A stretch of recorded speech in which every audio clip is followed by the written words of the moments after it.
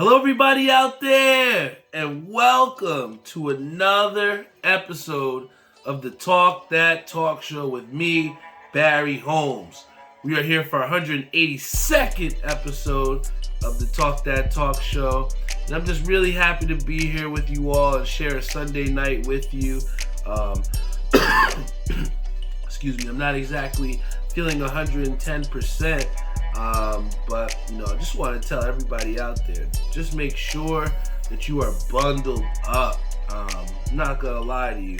I think I definitely underestimated and definitely, how could I say, underappreciated just the great weather that we had over the past couple days.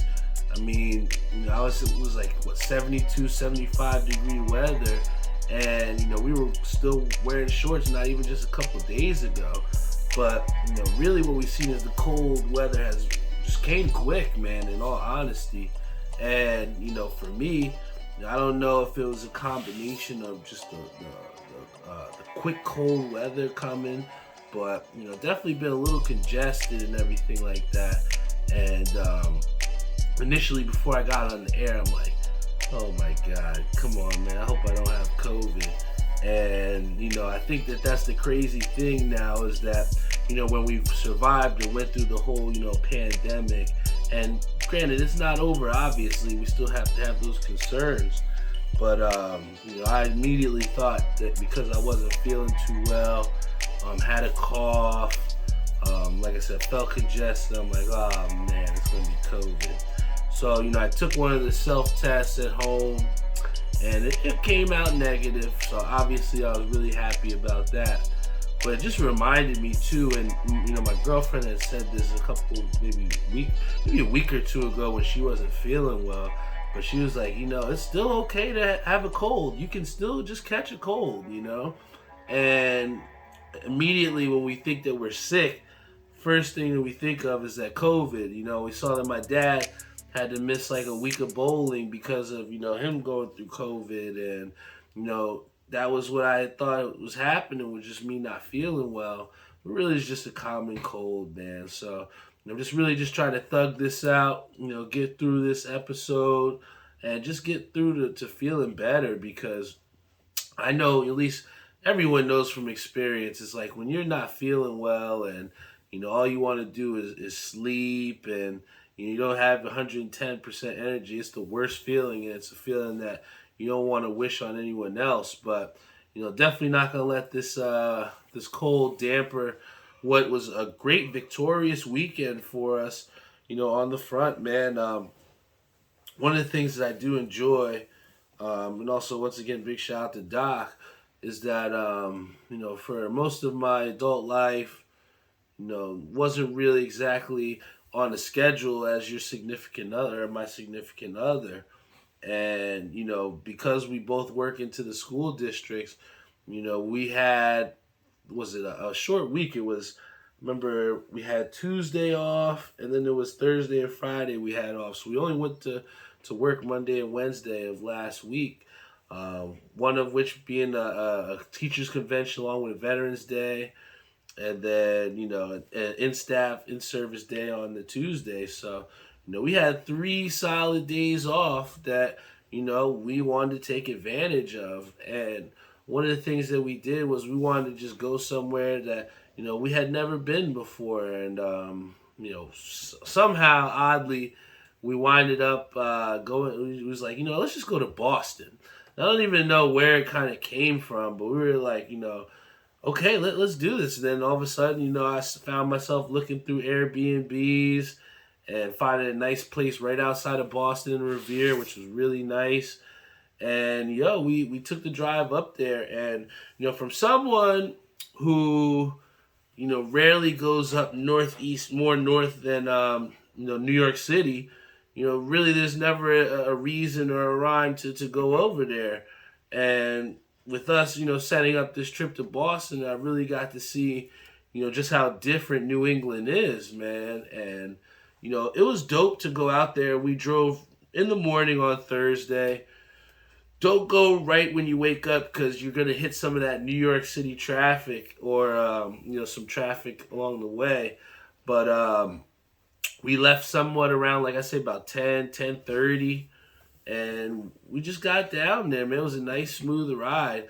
Even as you go up, north into the, New England territory, you start to see, a lot of trees and just how beautiful fall can be with, just the scenery and everything. So, it was a nice trip for us. Definitely well needed. Because I think, like I said, once you're in that grind, or it can be very easy to get into the cycle of just going to work, sleeping, going back to work, just to do it again. So, you know, it's a long school year and it's a long year of work. So, you want to try and take advantage of those days where you don't have work and just make the most of them, and not to say that you have to make a trip every single time, but sometimes even just resting, get a chance to just lay in the bed and take your mind and everything off everything and just relaxing. It's just super important. So I think that trip that we took to Boston was very much needed for our mental health, man, because we got to really enjoy, whether it was going to Quincy Market. If you ever get a chance to go to Boston, I strongly suggest going to Quincy Market. They have a whole bunch of different food items and things for you to get there. And I mean, that was one of the first things we went when we got to Boston. We went to Quincy Market and got a lobster roll. And I mean, this lobster roll was fat, man. I mean, I think the name of the place is called Wicked Lobster. But it was great, man. And they had like a little deal where you had uh, a lobster roll. You got your choice of a soup and a drink for a little over $30. So especially knowing how lobster rolls and seafood can be on our end, where they're taxing it and don't giving you as much a high portion. So to be able to be in New England and eat a true, authentic lobster roll, that was an experience as a seafood lover for me that I desperately needed, man. So I think over the course of the 3 day span, I probably had a lobster roll every single day I was out there. But it was dope, man. And then we got a chance to take the trolley tour throughout Boston, and just to see just how big Boston is, but at the same time how small it is, man. I think when you see New York City, it can be so easy to see just how different parts of New York City are able to characterize themselves, and you can point out, oh, I'm in Red Hook, or oh, I'm in Manhattan. I think Boston is the same, and where you can really get a chance to see just how much of a blast in the past Boston is, where you still have the cobblestone roads, small roads where you can't even fit a car through, and at the same time too, being able to see not only just the scenic routes and things of that nature that Boston has, but also the progression as well too. One of the things that I really enjoyed about the trolley tour was learning about the history and the different architectural people that came through and pretty much built Boston. Because from where we started on that first stop on the trolley tour, where I think it's the base of the Boston Harbor, it was basically underwater. You know what I'm saying? So through time, as water came back, Boston was able to be built and see this expansive city that you see. And it was just dope, again, to see that history and to, even see the people that normally when you're at home, you're seeing people in Mets hats and Yankee hats and, New York teams. But you got to see Boston stuff. I mean, statues of Red Auerbach and Bobby Orr outside of TD Garden. It's all a dope experience. Seeing outside of the public library, seeing the Big Six for Bill Russell, man. It was dope. And I think it's very important to try and go out there and see different things, because it's one thing to see them on TV or to read about it in books, but to see and to feel that that Boston air, that fresh seafood.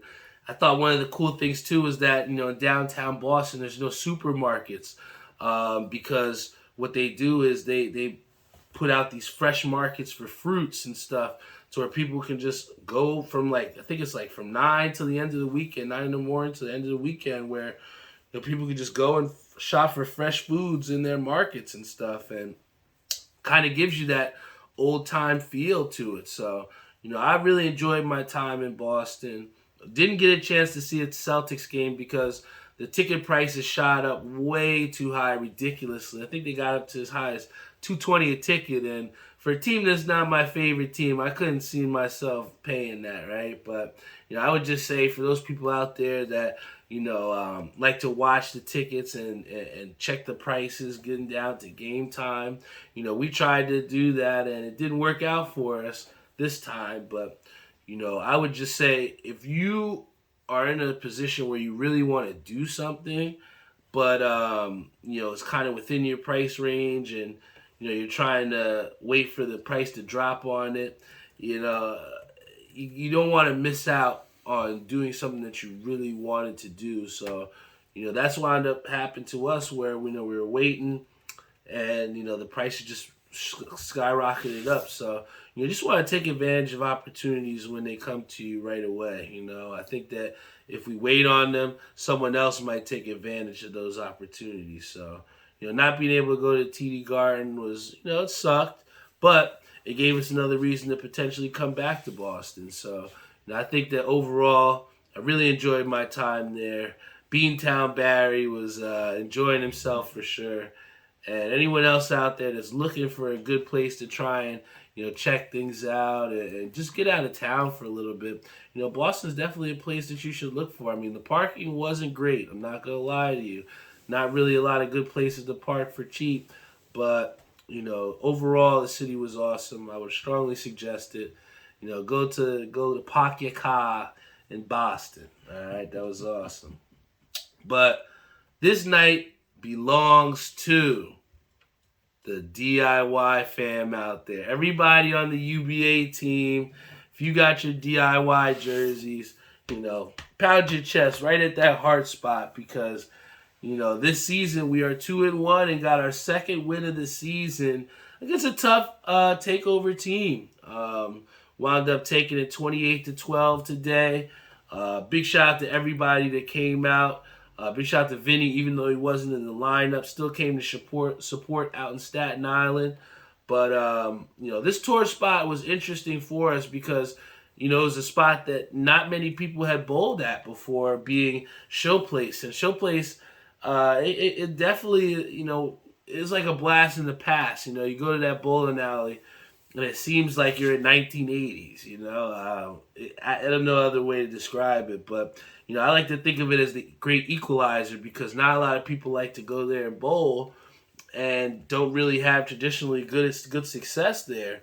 So I enjoyed going to the tour stop, and even though I wasn't in the lineup, I thought it was super important to show up there and be a captain and still be vocal and provide that support for my teammates, man. And I think that, or I know that I did that to the best of my abilities with trying to set up pots within our team, which served out to be really well because it gave incentive to guys to want to strike and want to finish frames.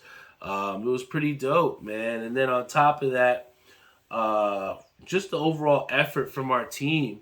We had a situation where CJ, Strike Tyson, Lenny didn't even get the bowl for the first hour and a half because the first shot they threw, the machines broke, froze them out for a good 45 minutes. Then after that, they go they get moved finally, and then that pair breaks down. So it was a strong test of mental fortitude from our team because, the team that we were bowling against, it wasn't exactly they weren't a team that, could roll out of bed and beat us. And I felt that the attitude was as such, that they felt that they had the more notable bowlers, people with more names, higher names that meant something. But all year, all pretty much since our conception as DIY, we've embodied the fact that, We don't have these high caliber 250, 260 average bowlers, but what we do have is heart. And I think that, so many times where it becomes an even playing field, the great equalizer, the great thing that separates, winners from losers when, the margin is just very slim. It's just what do you have inside that heart, man? And, I just saw our team grind and fight. I saw our scratch pair who hadn't won a game hadn't won a set all season to start the season. I saw a scratch pair come into their own, and Moody, and shout out to Bats. These guys, big shout out to Mike Kelly, Machine Gun Kelly. Our team stepped up. And then, for the handicap pair as well to step up, hold up the other pair that didn't win. It was just an overall team effort. And, one of the things that, I love about CJ, big shout out to him, is that he cares so hard for this team, man, and wants to put his heart and soul into it. And he didn't necessarily have his best night. And you could feel it. Everybody felt how upset he was. But there's not going to be too many times where you don't bowl that well and you don't get the good results, to follow. But our team was able to pick up a huge win. And I think that, once CJ started to, really feel the joy within our team of, getting a big-time win, I think he was able to really just see that, it is a team game, man, and we're not always going to bring our best stuff, but that doesn't mean we don't believe in you any less, or it doesn't mean that you're not qualified to be the leader of our team. Everyone's gonna have a bad night, but it's just what do you do after that? How do you respond to that? And I think that our team just rallied around each other and was like, hey, let's pick our brother up, man. So we had Rob that said, when is the next team practice? I know that our next tour stop isn't until January 7th. So we, when we were in the parking lot after, we didn't want anyone to, just get comfortable with that win. And we wanted to make sure that we tried to set something up. So we do have in the works to potentially have a December practice since we don't have a tour stop there, just to get everybody still throwing the ball and, not thinking that, we won the World Series or anything because we got a tour stop win. But, just to take the steps to continue to try and stay on a winning path. We had a guy, Walter Palmer, big shout out to him, who shot 300. Love Walter. He's a great coach, great friend, great teammate. And he came out to watch us bowl, man. And, he was so interested. He was thinking like, hey, how do I sign up? And, I think that, amidst a league where you have teams that are just so talented, it's not easy to see that we're not exactly the highest talented team in the UBA in our division. But like I said, we substitute talent with heart, man. And, I seen guys that stepped up, saw guys, help each other up and just go out there and make me proud, man. I look at some of the best teams in our division, and their best guys have to bowl every single week. And I saw today, being able to support from the other side and be there for my teammates. It was a great feeling to see when people are asking, say, hey, man, why don't you got your shoes on? Man, you not bowling this time? And I can confidently tell them, I don't have to bowl. I don't, because I know my team's got this, and I think it's a certain belief within our team. I mean, I don't want to mention names, but there was another team in our division that didn't put out their best squad. They put out their B team, and they got smoked because of it, And I think that just speaks to the depth that we have as a team because, here each 3 weeks we've had 3 different lineups, and we've been able to go 2-1 and take double digits at each one of those tour stops. And, for me personally, I just am truly proud of this team because already from where we just started last season for the very first time, we've shown that we're a team capable of anything. You're not going to roll out of bed and beat us. That's been our mantra since, I pretty much became on D.I.Y. And I just am super happy to continue to compete with these guys, whether I'm on the lanes or off the lanes. But it just truly feels like we're creating a culture of D.I.Y. fam. I can't explain to you how hard it is to create a winning culture. You have to have consistency. You have to have things that you stand for, team principles, team morals. You have to have equality and you have to have equity. Two very different things, equality and equity. But especially amidst not being able to make everyone happy when you have a roster of 30 to 25 guys, but at the same time, it's a great joy to be able to see the product afterwards when you see the success that we've had. And I'm just so happy, man, because this UBA shit is really brutal at times. People can talk a lot of shit when you're on the lanes, and it can be very daunting if you're not striking. So, to see our team step up, do big things, infuse and inspire others that wear the same jersey as us to wear them proudly. That's what it's all about, man. So I think after 3 tour stops for us, we're at a total of like 61 points. So, right now we're sitting right on the cusp, right outside of a playoff spot. And I think that the key for us is to not get comfortable with that and try and take every match as if it's our last, And I think that with Rob even saying needing us at team practice, I think, to be able to get one of those scheduled in December of next month to kind of, bridge that gap between us, having to do our next match all the way in January 7th. I think it's huge, man. So big shout out to everybody, D.I.Y. fam. Love you all, guys. Very big win for our team, for our program. And, let's just keep it rolling, man. I told CJ and Strike Tyson that I had to, talk about this win today because, it was monumental. It's hard to go into a place that you don't bowl at every day in a whole nother state and have success, and that's what this UBA continues to prove to us is that, the best bowlers do bowl, and they can bowl anywhere, man. I think that goes for, also anything else. Whereas if you're talking professionally, personally, there are going to be times where you got to go and showcase what you got, and you got to showcase, where your progress is and, where you're at. And today was one of those days for us as a team, and I'm just happy that, we just continue to surprise people, man. Somebody said we don't have any fucking scratch bowlers, and I think that's bullshit because we came out there and swept. Our scratch pair swept, and, I just don't know how many times people have to disrespect us, how many people we have to knock off until we get this respect. And, I think of us as just a team that has so much to prove, and the heart, it can't stay within this chest, man. It just beats through us, man. We got guys like Jihad who wasn't there tonight, but, have been a huge part of why D.I.Y. has been able to recruit and why we have people that want to be D.I.Y., So, big shout out to Jihad, also shot 300 recently.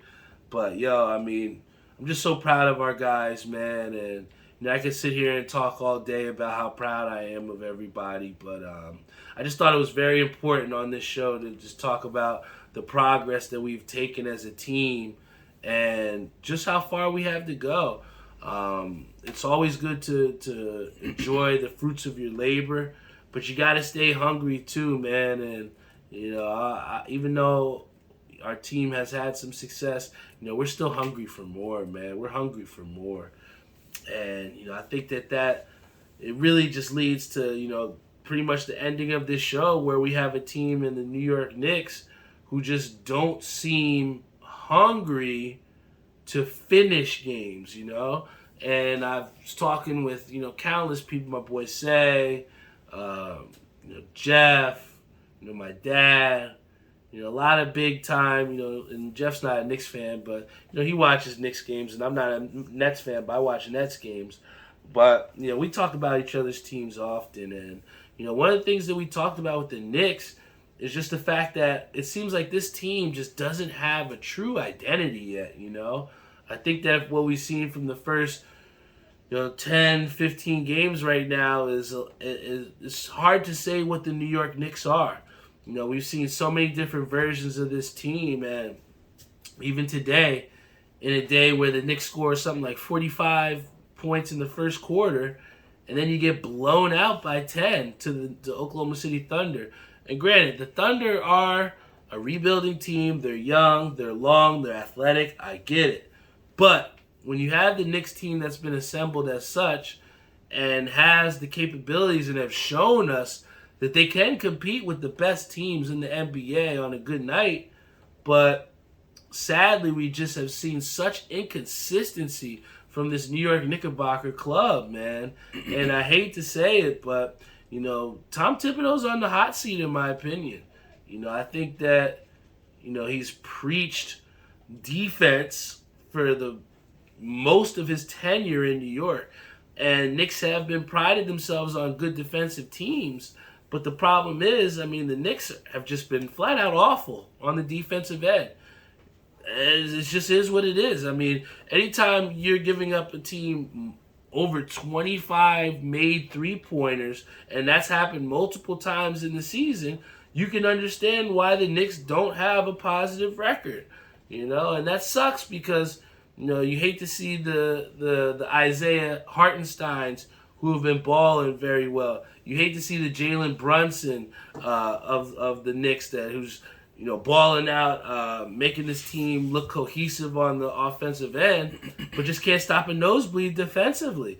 I saw it multiple times where Brunson is getting beat off the dribble late on defensive rotations. And guys, I think that the most disrespectful and I'm trying to think just the right word to use here. I think it's just lack of care. I don't know how else to describe it, to where you can allow a guy to dribble the ball from the backcourt up to the three-point line, just pop a three like nothing happens. I think that if the Knicks can get rid of those type of defensive possessions that happen multiple times throughout a game, then I think that the Knicks can really start to see themselves as potentially an East contender. But until the New York Knicks decide that they want to prioritize defense and they want to stop the perimeter three-point shooting of opposing teams, then this New York Knickerbocker club is going to be a sub-500 team, and they will find themselves on the end of the playoff picture in a stacked Eastern Conference. It is what it is, man. And I think that Tom Thibodeau should really think about the people that he's choosing to go out there in their rotations, because there hasn't been one solid rotation defined yet all season. We see Jericho Sims, who plays here and there. We see Obi Toppin. We don't know when he's going to play. You have a Quentin Grimes who was supposed to be the guy that is going to be our cornerstone as far as defensively on the perimeter, and he's not starting games. I know he's coming off injury, but there's no clarity as far as what his role is looking like this season. And that's the things that I think need to be cleaned up for the Knicks, is to try and, establish who they are as a team. Are we a defensive team? Because it doesn't look like it. And if we're an offensive team, how do we try to sacrifice less defense so we can stay competitive for more games? I think that these are big issues. And, I think that if Tom Thibodeau does not figure this out by the All-Star break, do not be surprised if he gets the can by All-Star break, because New York is tired of underperforming. There's no reason why, after a team where they, exceeded boundaries, exceeded their expectations, and, went to the playoffs as a 4 seed, and you lose to Atlanta, then the next season you don't go to the playoffs, you're going to start to get the eyes on you, Tom Thibodeau, and justifiably so. You were brought here to make a winning culture in New York. You started off well, but the consistency hasn't been there. So I know Tom Thibodeau can't go out there and guard the 2 guard, and I know he can't go out there and shoot fucking jump shots, but he can put the right people in position to do so. And sadly, I just don't think he's done that this season. So, I think the Knicks definitely have to ramp up their, effort defensively, but it's also on Tom Thibodeau to make some good decisions for this Knicks club and save his job, man, because I'm telling you, this boy's on the hot seat, man. But, once again, I want to give you guys a big shout out for tuning in on Instagram, on Facebook, on Spotify, Google Podcasts, Apple Podcasts, iHeartRadio, Stitcher. You guys continue to tune in and listen in and make this a very, very well-received podcast, and constantly having people that, rocking the shirts in the alleys, rocking the shirts on the streets, rocking the hoodies. It means the world to me, guys. And, in closing, I think one thing that we can all agree on, if you saw UFC last night, is just how, for us Adesanya fans out there, how much it sucked to see one of your warriors go out there and get knocked out. And, for a guy who's been such a great champion as Israel Adesanya, it's tough. It's tough to see one of those guys get knocked off. But I think the main lesson in closing that I can say to every one of us is don't get comfortable. At the end of that fight, he was winning 3-1. And if you don't know why you shouldn't get comfortable, you can also look at Kamaru Usman, who lost his belt from being comfortable, to Leon Edwards. You had a guy who lost his aggression. He's trying to rope-a-dope on the fucking fence. I don't know what it was, man, but, it cost him his belt. And I think that from all of us, moving forward, when you got a chance to step on someone's neck, man, you got to do it. You got to close the case. You got to finish the deal. And what Adesanya did was he allowed that creaky door to open up, and that window of opportunity, his opponent took advantage of that. So, just like I talked about earlier about how we tried to wait for those ticket prices to go down, and then we charged ourselves out of getting tickets. When you have the opportunity, or where the opportunity presents itself, you gotta be ready. You gotta take advantage of that, man, because I hate to quote Eminem, but you only get one shot. Do not miss your chance to blow, right? It's so, those lyrics, man, even though it's, we all know the song, but they're so powerful because, you really don't know when that next opportunity will come. You don't know when you're going to get that chance to showcase what you got, or to show, what progress you've made. They just don't come often, and it's sometimes hard to schedule and to know when these things are coming. So you just got to always be on your toes, man, so that whenever things come your way, you're able to handle them appropriately and successfully, man. So, I think that Adesanya, losing that fight late and pretty much losing his belt, I think that there's, high consequences for being comfortable. I think that the fall from grace is a steep one. So, I just think that everyone out there, when you have an opportunity, when you have the chance to get the win, when you have a chance to advance professionally, personally, when you have those opportunities at self-advancement or to do anything positive, do not let those opportunities pass by, because the consequences are great when you don't take advantage of opportunities in front of you, man. And that's why even when I'm not feeling my best, when I'm not feeling great, when I'm going to go straight to sleep when I get off the air here, it was so important for me to show you all the dedication and consistency to this podcast that it takes to have success.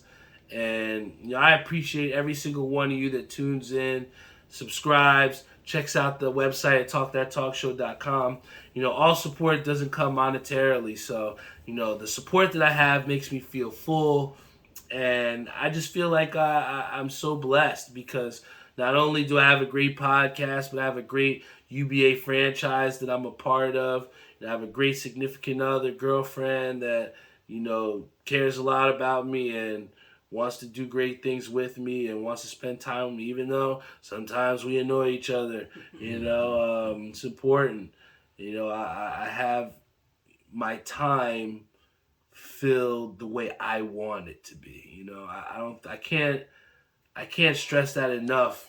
Just how important that is to have your time be your own, and I've been able to make the most of it, man. So I appreciate you guys so much for tuning into this Talk That Talk show. Episode 182 is in the books.